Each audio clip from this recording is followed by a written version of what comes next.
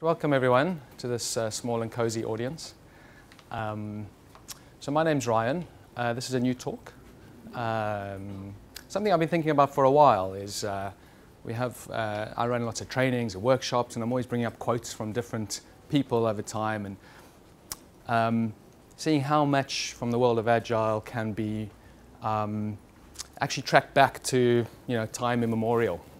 So many things that people have said in the past seem to fit really well. So over time, I'll see a quote and I'll take a photo of it, or I'll store it in my phone. I'll kind of come up with a whole list of quotes, and so that's what this talk is going to be about: is kind of coming up with messages and learnings that we can get from the past. So where the actual title came from was this quote from Sogyal Rinpoche, who's a Tibetan Buddhist teacher, sort of like the Dalai Lama kind of character, but not quite as revered and senior, of course. And he says, when you really remember what the Master have done and taught, it moves us, inspires us, connects us, and we feel a sense of gratitude and appreciation for their work. So that's where the title came from, in case any of you were wondering. Now, what I found when I was going through all of this is there are a lot of quotes out there, and there's these sites now called like Quote Snopes, and sites that you can actually check the validity of quotes. So I've done that with most, if not all, of these quotes, and hopefully they're all valid. But even if they're not, let me know if you know that they're not. But even if they're not, someone has come up with them, because otherwise they wouldn't have been somewhere on the internet. And they've got popular enough for them to have become quite prolific quotes, and so there's probably something useful in them. So take it from that perspective. It's useful, hopefully, to you. A lot of quotes, Albert Einstein quotes. Apparently, a lot of the stuff that Albert Einstein apparently said, he didn't actually say. So if there's any quote that's out there that doesn't have a name against it, it often gets put against Albert Einstein, although he said a lot of very amazing stuff, of course. Okay, so this is the first genuine quote. The previous two were jokes, just in case, just for the record. So Gerald Weinberg, computer scientist and anthropologist, so really bridges the world of technology and people. He says ultimately all problems come down to a people problem. Does anyone have a problem that's not a people problem? Or can you think of a problem that's got nothing to do with people at all? No? Okay. Yeah, that's okay. That's kind of what I expected. Don't worry if you can't. I was hoping that would be the answer. George Box was a famous statistician, British Fellow of the Royal Society. This quote has also been attributed to others as well. But he says all models are wrong, but some are useful. And if we think of Agile as some kind of a model, I mean, ultimately it's values and principles and practices. So there's some kind of a frame around it to some extent. So we could say that it's a model, and it's wrong, because all models are wrong, because a model isn't reality. It's a representation. It's an abstract representation of reality. So Agile is wrong. Scaled Agile framework is wrong. Less is wrong. Scrum is wrong. Kanban is wrong. They're all wrong. And if we're talking about the future of Agile, we have to accept that this is an Aginext conference. It's about what's coming next. We have to accept that we won't be able to just carry this torch of Agile and say, this is the right way. Yeah? And you need to follow Agile, or it's Agile versus Waterfall, or it's Scrum versus Kanban, or it's a scaled Agile framework versus Less and Nexus and all these other scaled enterprise frameworks. We need to take what's good and useful from various models and use them the best that we can. Because all models have something useful in them, otherwise they wouldn't have been a model in the first place. They wouldn't have become so known. So everything's an evolution. Waterfall had its place when it existed. It still has its place now. You still need to sequence certain things. It's not possible to live life without sequencing things. So we have multiple models, we have multiple frameworks. Don't take it too seriously, hold it a bit lightly. Don't take Agile as the be-all and end-all.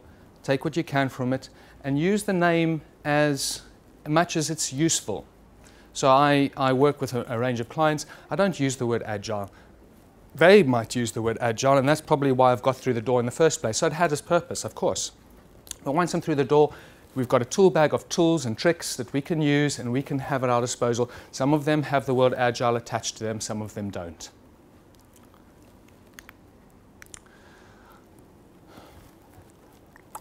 Can any of you come up with a sentence with the word agile in it? Any sentence, just throw one out at me. Doesn't matter what it is. Don't worry, you can't get it wrong, you can't get it right.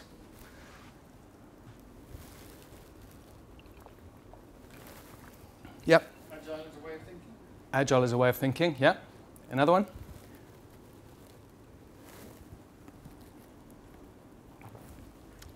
One more, come on, you can do it. I'm at an Agile conference. An Agile conference, okay. So the first one, I like them both personally. The first one said Agile is a way of thinking, using Agile as a noun, so it's something called Agile. The second one said I'm an Agile conference, so it's describing the conference, so it's an adjective. So noun, adjective. So if we look at the kind of language that we use, we're often using Agile, and I'm not saying, by the way, gentlemen at the back, that there's anything wrong at all in what you're saying, but if we look at the language that we use, we're often using Agile as a noun. Yeah? We're saying we do Agile, or Agile is, and then we describe what it is.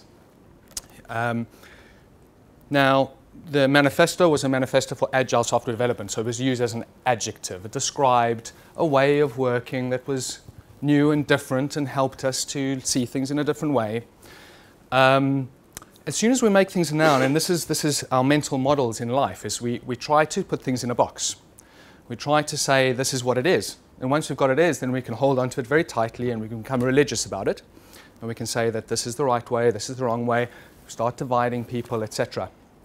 So if we think of the word agile software development or agile way of working, more agile ways of working, we can start to loosen our grip on things and make it a bit more something that's useful to us, that we can use to describe how we work, rather than a system, a dogmatic way of working, a dogmatic system, a dogmatic something.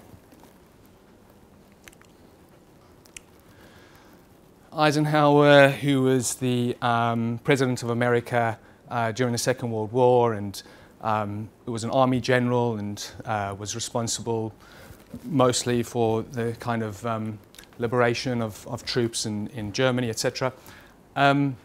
He says plans are nothing, planning are everything. Planning is everything. The same sort of thing, yeah? As soon as we say this is the plan, this is it, we've got it.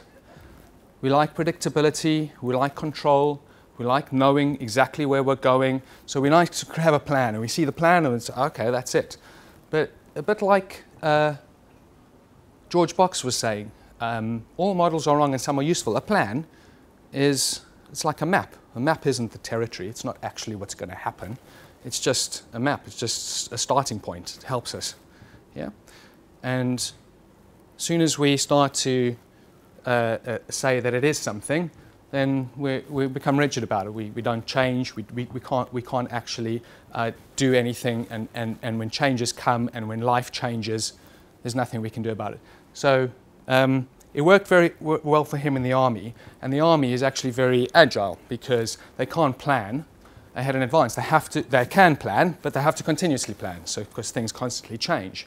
Now, I'm not saying that we need to create a situation of war in our organizations, but it's something that we can adopt as a realization that just like in the army, things changing all the time in battle, organizations are like that as well, and our work is like that as well.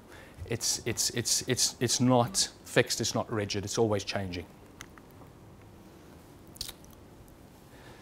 Now, Daniel Kahneman was a Nobel Prize winner of economics, and he wrote this book, Thinking Fast and Slow.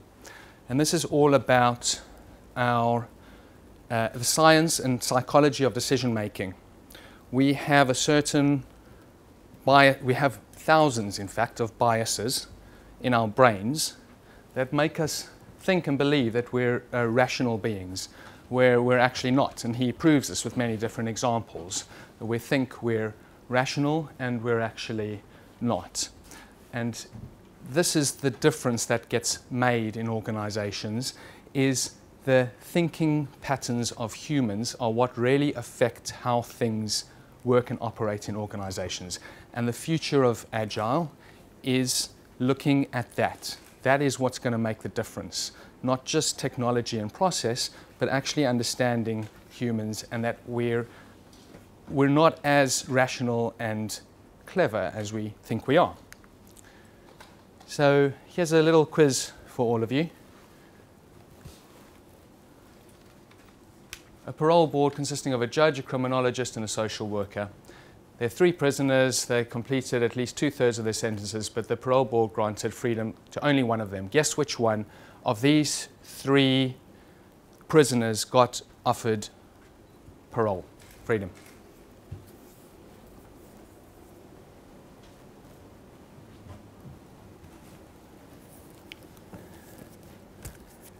Anyone care to have a go? First one. Yeah, why the first one?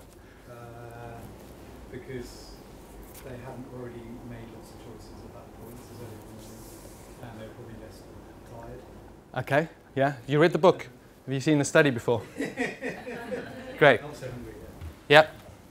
Perfect. Well, I understand there are 2 studies. The first one suggested it was to do with the condition of the judges. The second one said it was the process and the way that it was structured. So in both cases, it was a kind of bent system in terms of, from the point of view of rationality. Yeah. So quite correct. So the first one got let off, even though the case 1 and case 3 were the same. They did 1,000 studies. What they realized was that if it's after a food break, like a tea break, some kind of a break, you were 70% more likely to get let off, or if it was early in the morning, the same thing. If you were the first person in the morning, 70% likely. And these are judges, the kind of people that we revere as the sort of the top of rationality. That's why they're called judges, because they're supposed to be totally rational, totally impartial. So, again, like Daniel Kahneman said, we can be blind to the obvious, but we're also blind to our blindness. So when you ask people, are you rational in your decisions, they almost always say, yes, we are. We're rational beings. That's why we're human. But there's many such studies that expose that we're not rational. So Anais Nin was a French essayist and novelist. She says, we don't see things as they are, we see things as we are. So we all have our blinders, our biases, etc.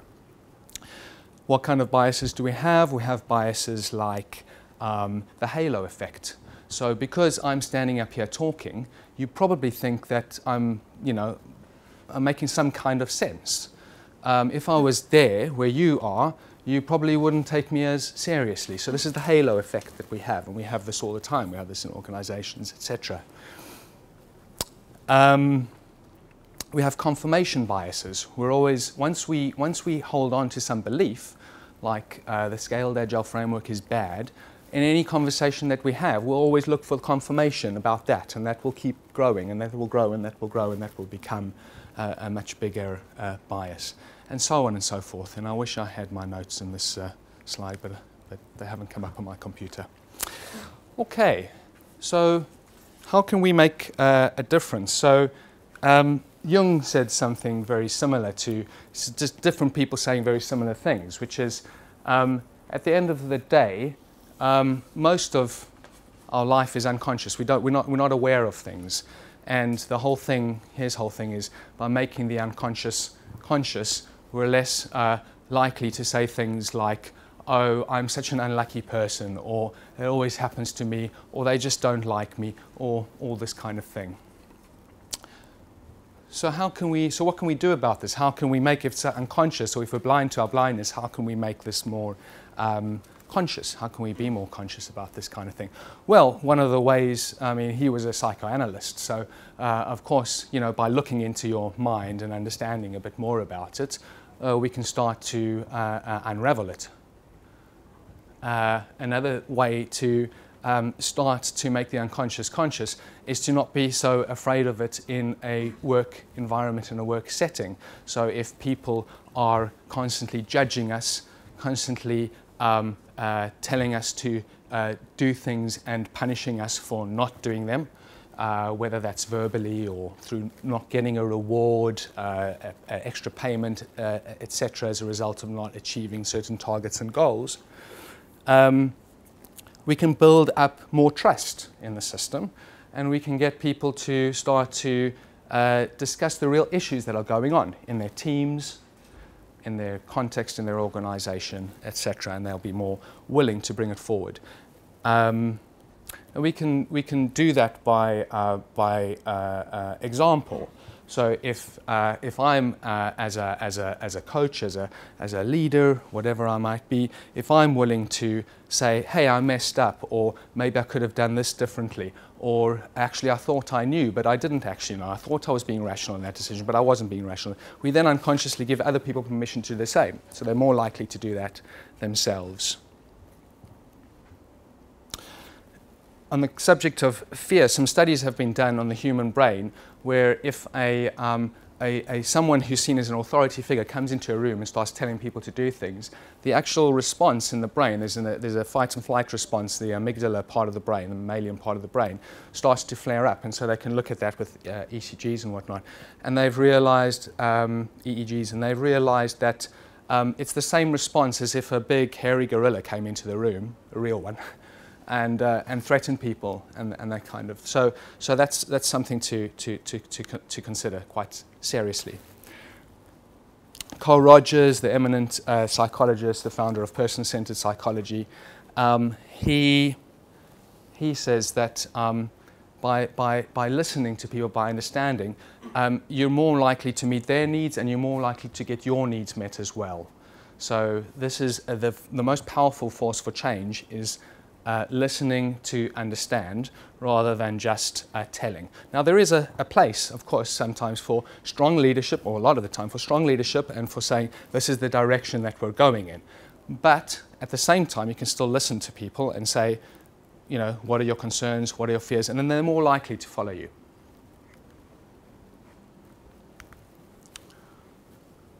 Gandhi said, be the change you want to see in the world, lead by example.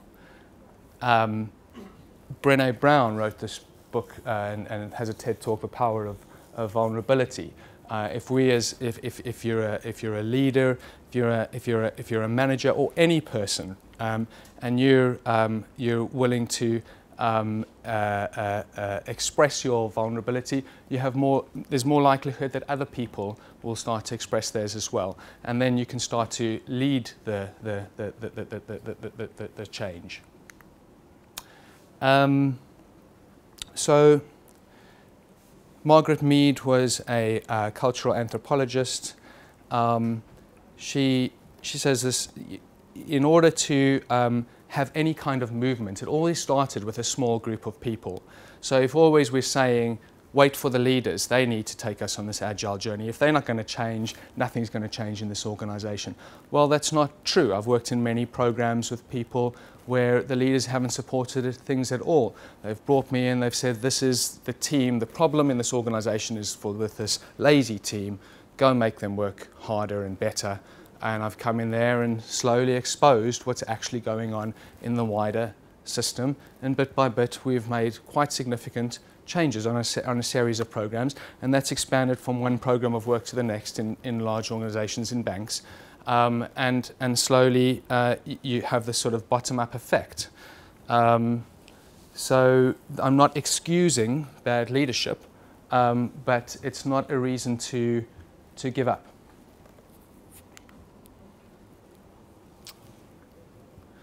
So I grew up in South Africa, so it has to be a quote from Nelson Mandela. He was a great leader. So he was actually, if you ever want to see a good example of servant leadership, watch the movie Invictus. So the movie Invictus was a 2009 movie with Morgan Freeman and Matt Damon, which talked about the success of the Rugby World Cup in 1995, where South Africa won the the Rugby World Cup simply by good leadership and the country getting behind a team, which was effectively in the past seen as a racist team, as a team that was to be gone against by the country that was changing at the time.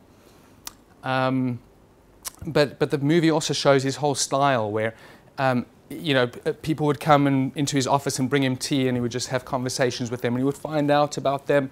So he wouldn't be this kind of leader who's just telling people what to do. He would be really a servant leader, a shepherd, a leader for the people.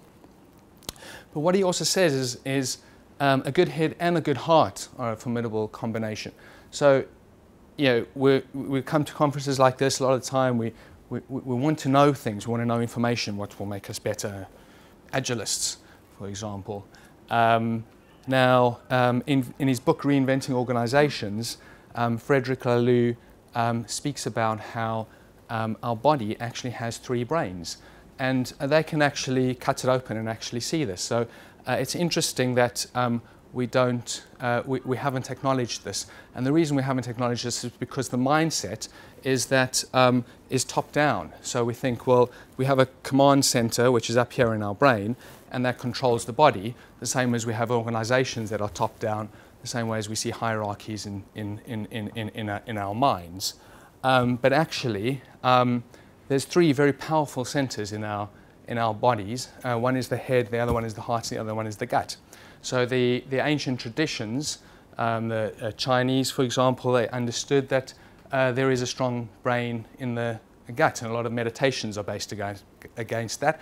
And martial arts, etc., you get a lot of balance from this center over here, and there's a very strong concentration of nerves in this belly center over here. And the heart center likewise. It's a very strong concentration of nerves, not just the physical heart itself, but this kind of region of the body. And that's where people say, I felt heart sore, and a lot of this terminology comes from the fact that we have a lot of emotions in this part of the body.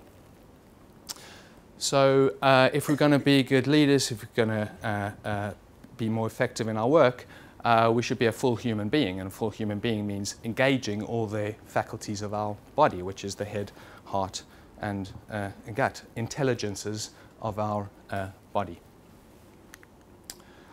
So how do we do that? So mindfulness.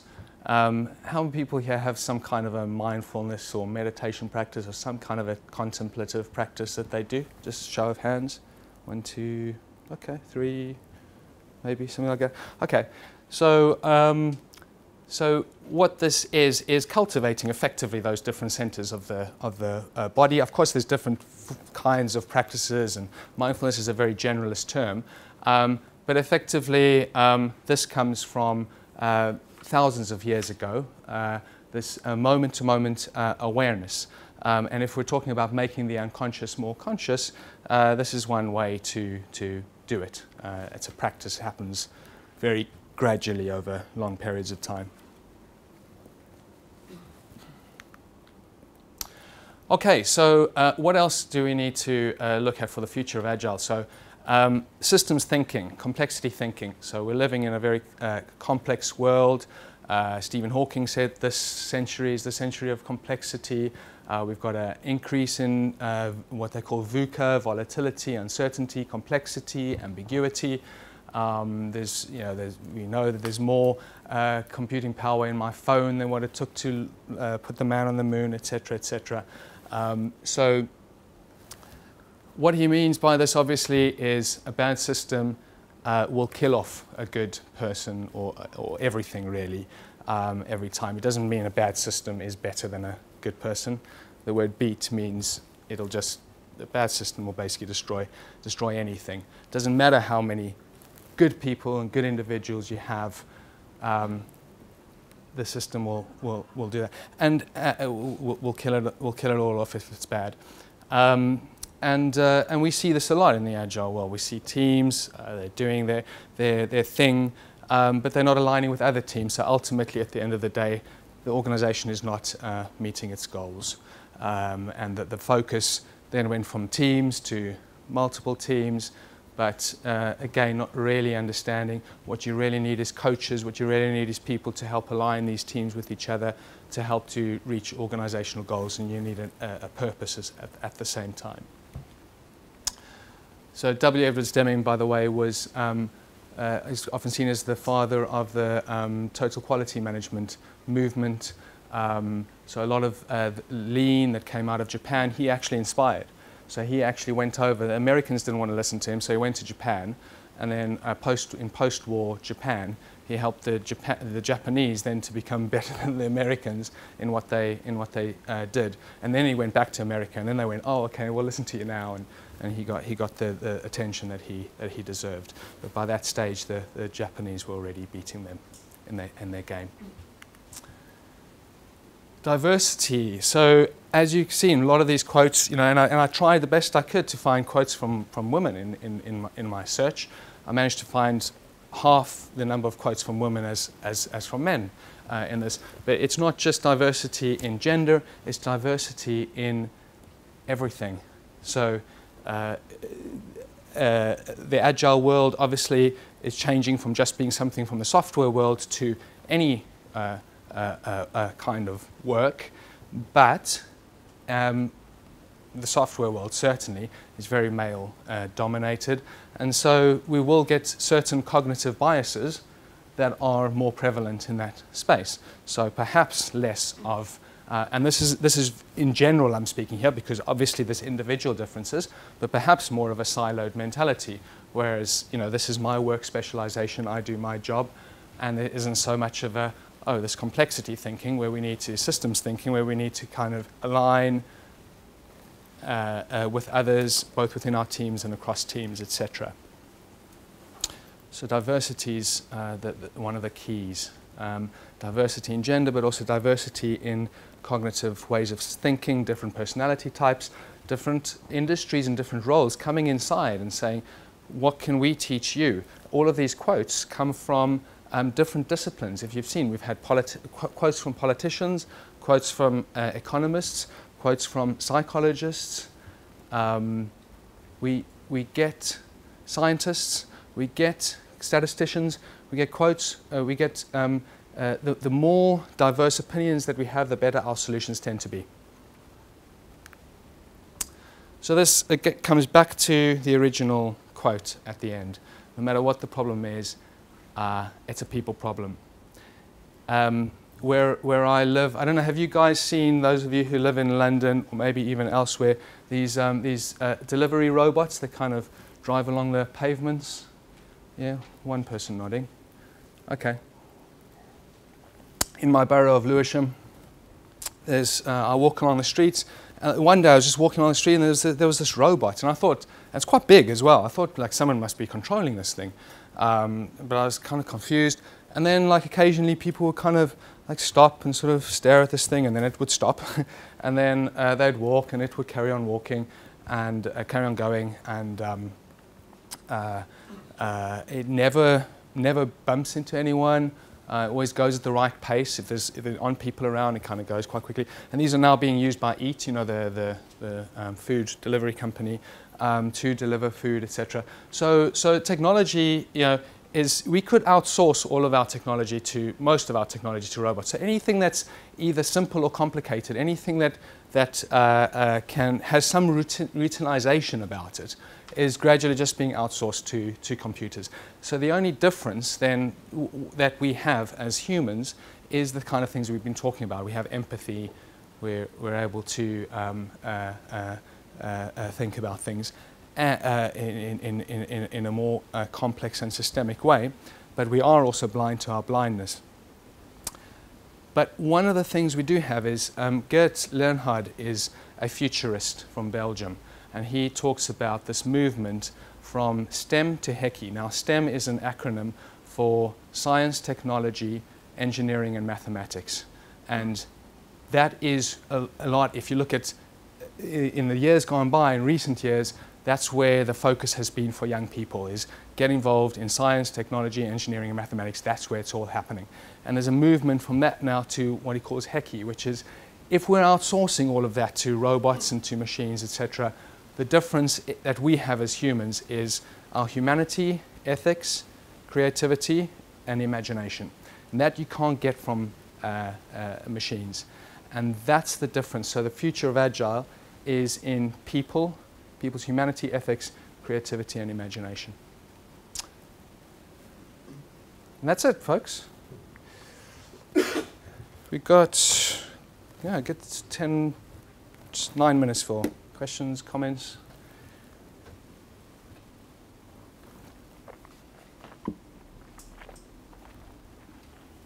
That's upon the last statement. Thinking about the future, you can probably think that machines can also replicate those safety attributes at one point. Mm-hmm. What makes us think we're unique? What makes things unique? So you mean humanity, ethics, creativity, and imagination? Humanity is inherently being human, so let's skip that, not the rest. Mm-hmm. At least they're unbiased. Mm-hmm. Okay, and creativity and imagination? What's so special about it? We're just processing information that we already have in creative ways. At least we think it's creative because we call it that. Whereas actually we're rehearsing our life experiences and finding new ways of tackling things. You just throw a coin or toss a coin and it's creative because it came up with an answer you didn't anticipate. I'm just thinking that in a time, machines can also be good at that. So we would need to find our niche as human beings. Yeah, what is that? Yeah, that's a hard question.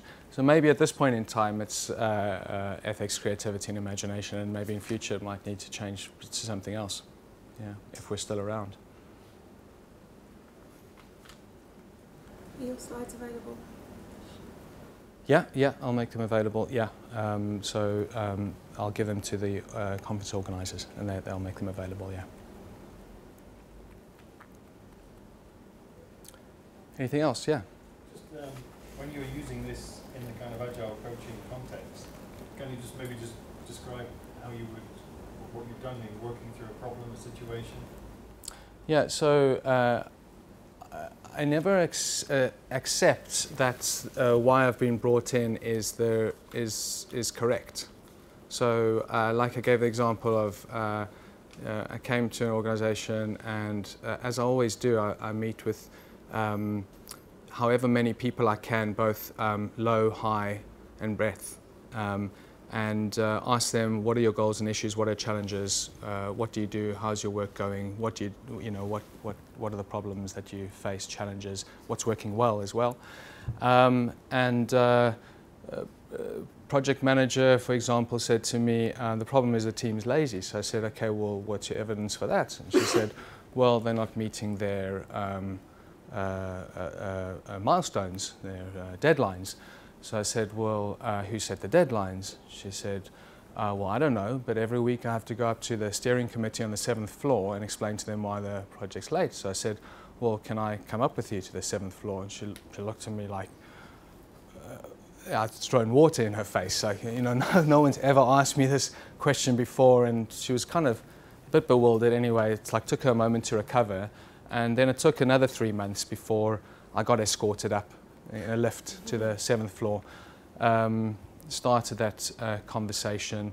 Now, in that particular scenario, we got a certain length of the way in terms of getting some traction from a few people. Like I was saying, the Margaret Mead quote, it only takes a few individuals to change the world. So it's getting step by step, and then at some point the whole thing got crushed because there wasn't that enough of that leadership buy-in as well. So we had gone, it was a very large organization as you can imagine, so we had gone sort of maybe 3/4 up the rung, but hadn't gone right to the top. So that's really important to go that full way to really make that systemic change. But then another example, like I said, was working with banks is going program by program. If they're just about isolated enough as a program, you can do that sort of lateral transition.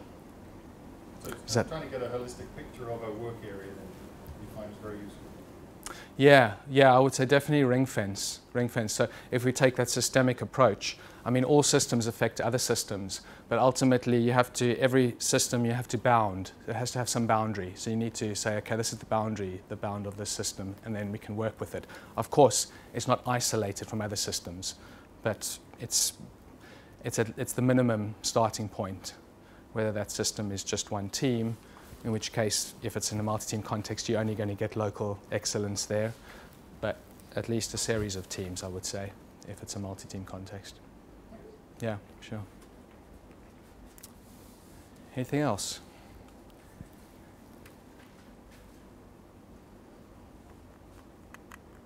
Just see if I've got any other.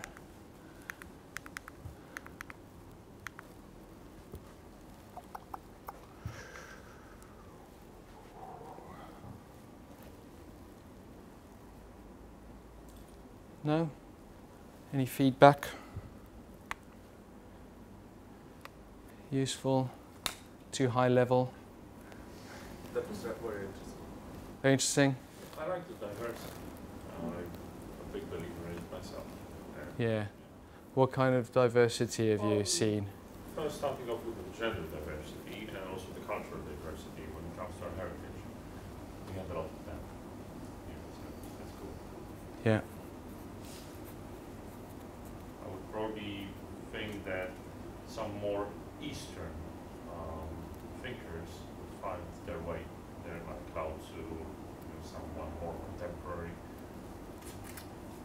even more diverse.